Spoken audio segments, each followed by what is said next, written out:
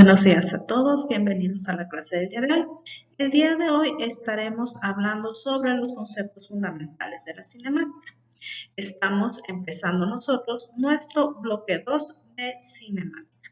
Pero antes de empezar la clase, como en todos los días, primero los invito a que hagamos una pequeña oración. Amado Dios de infinita bondad, gracias por haberme llamado en este nuevo día y permitirme seguir disfrutando de tu espléndida creación. Qué hermoso es poder abrir mis ojos cada mañana y sentir que es tu maravillosa presencia la que ilumina mi camino.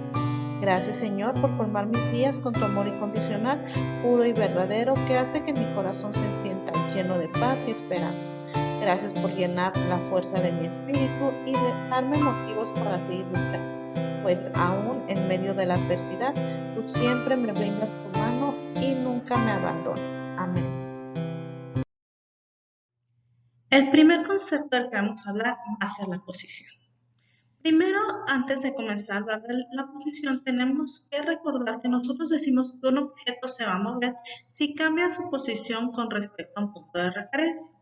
Por consiguiente, la posición se va a medir en metros y el cambio de posición como una cantidad mesurable se va a definir a partir de una figura que vamos a ver a continuación. Antes de ver esta figura, pues nosotros tenemos que mencionar que la segunda parte mencionada con respecto a la concepción del movimiento va a ser el cambio de posición. Cuando nosotros hablamos de posición, vamos a hacer alusión a la referencia a un punto fijo de nuestro sentido de referencia. Como este va a consistir en ejes ordenados, la posición se va a especificar por medio de coordenadas a las que les vamos a asignar dimensiones de longitud. Entonces aquí tenemos mi figura 1. Como vamos a ver, pues nosotros suponemos que un objeto se va a mover arbitrariamente de posición. Nosotros le vamos a llamar XY. Este de aquí se va a empezar a mover mi objeto a la posición XF.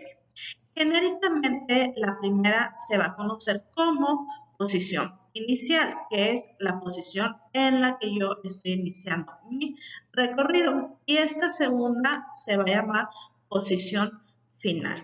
El objeto se va a mover porque cambia su posición respecto a un punto fijo definido por el cero. Supongamos que aquí nosotros tenemos nuestro cero, respecto al cual se van a medir las posiciones.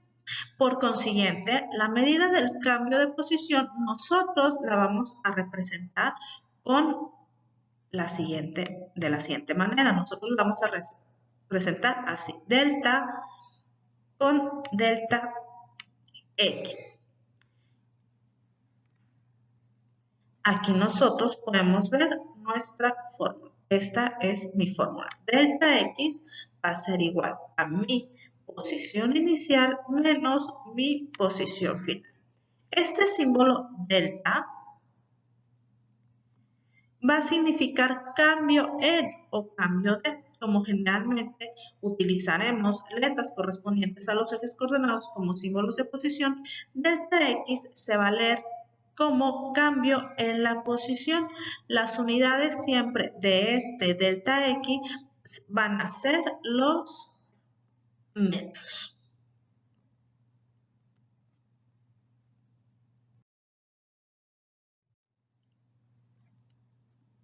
Ahora veamos qué es la rapidez. De acuerdo con algunos historiadores, Galileo fue el primero que propuso la definición cuantitativa para un parámetro relacionado con un movimiento rectilíneo, que es la rapidez.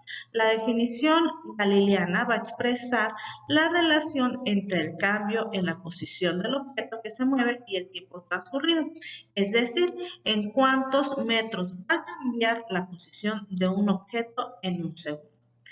Asimismo, en el mismo tiempo, un objeto va a cambiar de su posición en 1 metro y otro en 2 metros. Decimos que el segundo va a tener mayor rapidez. Simbólicamente nosotros lo vamos a representar como V va a ser igual a mi delta X sobre mi tiempo, donde mi V va a representar la rapidez, T va a representar el lapso que lleva a cabo este cambio de posición, delta X. A esta rapidez nosotros le vamos a conocer como rapidez media con respecto a una definición que va a ser importante notar. Primero nosotros vamos a decir, es válida únicamente para un movimiento rectilíneo uniforme.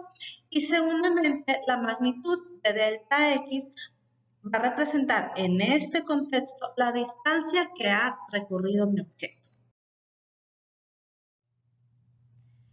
La distancia y desplazamiento. Cuando un objeto se mueve, este se va a alejar o se va a acercar a un tramo con respecto a un punto arbitrario. A este alejamiento o acercamiento con carácter vectorial se le va a conocer como desplazamiento. Asimismo, a la magnitud de este desplazamiento con carácter escalar se le va a conocer como distancia recorrida. Observemos nuestra imagen. Yo tengo aquí un carro que va a ir de un punto X1 a un punto X2. Mi distancia yo la voy a medir escalarmente y son los metros recorridos en el trayecto de este carro. Toda esta línea roja que nos marca es la distancia que recorrió. Va a ser una magnitud escalar y se va a medir en metros.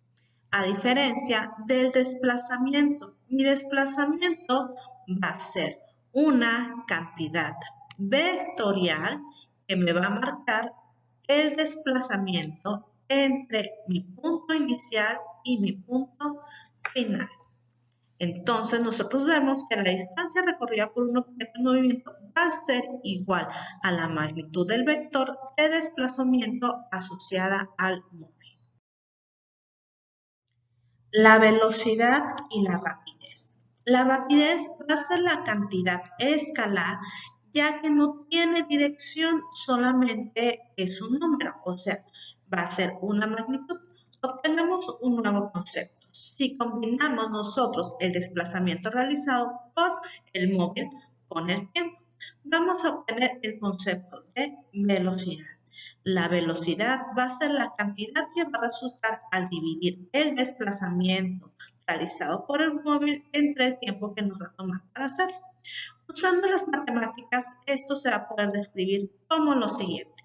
Yo voy a tener una fuerza vectorial que va a ser mi diferencia, diferencia entre mi desplazamiento de mi posición sobre el tiempo.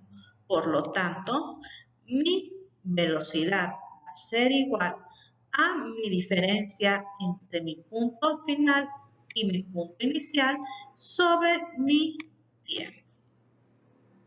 La velocidad va a ser, como ya decíamos, una cantidad vectorial. La unidad de medición de esta magnitud de la velocidad son los metros sobre segundo.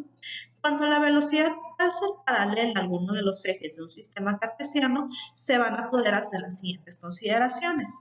Va a ser positiva cuando el vector apunta en dirección positiva del eje coordenado.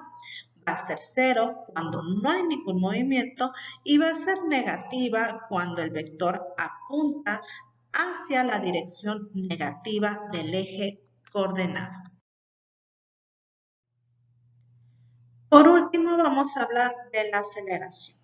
La aceleración de un objeto se va a definir como el cambio en su rapidez por unidad de tiempo, es decir, el cambio de su rapidez en el intervalo de tiempo en el que se lleva a cabo dicho cambio.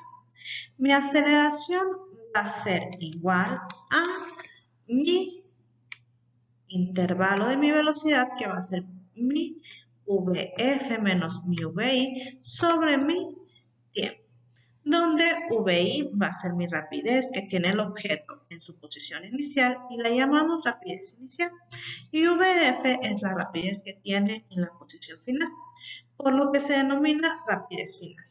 Vectorialmente, la aceleración se va a referir al cambio en la velocidad del objeto, la cual puede ser en la rapidez, en la dirección o en ambas simultáneamente. Matemáticamente, nosotros obtendríamos que mi vector aceleración va a ser mi cambio en mi velocidad final menos mi velocidad inicial sobre mi tiempo. Las unidades de la aceleración van a tener una connotación conceptual importante. Estas van a ser unidades de rapidez divididas entre unidades de tiempo. Es decir, mis metros sobre segundo, que son las unidades de mi rapidez, sobre segundo, que son mis unidades de tiempo, la cual indica cuántos metros por segundo cambia la rapidez de un objeto cada segundo, lo cual es la concepción física de la aceleración. Al ejecutar la operación entre estas unidades de aceleración, nos va a quedar finalmente que nosotros vamos a tener metros sobre segundo cuadrado. Finalmente, vamos a decir que la aceleración va a tener tres posibilidades. La primera es que A sea mayor que 0. Esto quiere decir que el cambio de la rapidez es tal que la rapidez va a aumentar.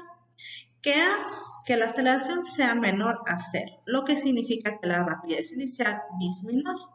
En tal caso tenemos un nombre especial, deceleración. Para este caso es muy comúnmente encontrar en los libros el término desaceleración. Este término es incorrecto. El prefijo des es privativo, por lo que la desaceleración va a significar literalmente sin aceleración. Y por último, que la aceleración sea igual a 0. Entonces, esto nos va a querer decir que el objeto se encuentra en reposo o en movimiento rectilíneo uniforme. Con esto llegamos al final de la clase de hoy. Espero que hayan entendido los conceptos. Si tienen alguna duda, con mucho gusto me la pueden dejar en los comentarios y trataré de resolvérsela a la brevedad. Nos vemos en nuestra siguiente clase. Gracias.